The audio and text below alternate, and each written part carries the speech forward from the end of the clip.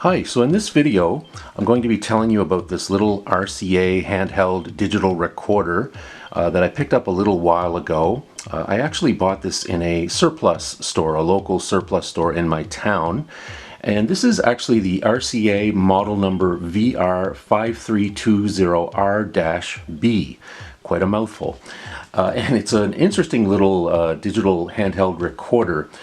Now, I believe this was first released in 2011. I think I bought it in 2014, so about 10 years ago. I'm not sure what this thing would have cost brand new. I'm quite sure I paid less than $10 for it. So I'm just going to go through and give you a quick rundown of this little recorder.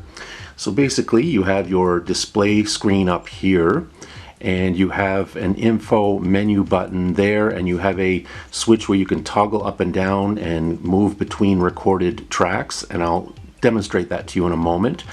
You have your on-off buttons, which also doubles for your play pause on the left and your stop button on the right. And you also have a little built-in speaker down here at the bottom. On the left-hand side, we have a lock button. We have a jack for microphone in and also a jack for headphones. And on the other side we have an erase button, a record/bookmark button, and controls for the volume. And our built-in microphone is right up there at the top. Now, what's really interesting about this recorder, and this has become very common in later models. I've done a number of videos about the Sony ICD UX570, which has this feature, but I think this may have been one of the first ones to have a built-in USB connection, and you just press on there on the back and the USB connector comes out the top, and you can very easily connect it to your laptop and transfer your files over. Pretty simple. Really a neat little recorder, and I got it for a really good price. Again, I think I paid less than $10 for it. So I'm just going to give you a little sampling of what this thing sounds like. So I'm going to press on. Okay. And I'm going to play for you track 4, which is actually a recording that I made 10 years ago. So let's have a listen. Check 1, 2, check 1, 2, check. It is now 4:56 p.m. on February the 17th, 2014. Okay, I'll play that again. The volume was down quite low.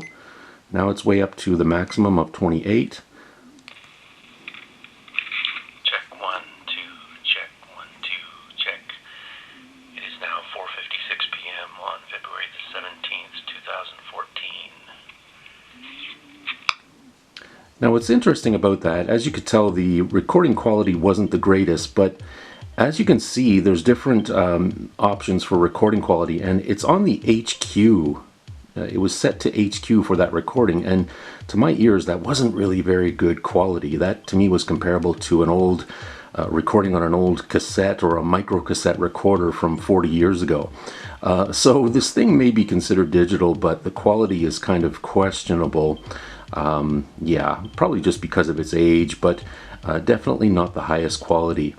And one thing I've mentioned about the Sony ICD UX570 that I really enjoy is that you can input external sources, external stereo sources like cassette or radio or vinyl.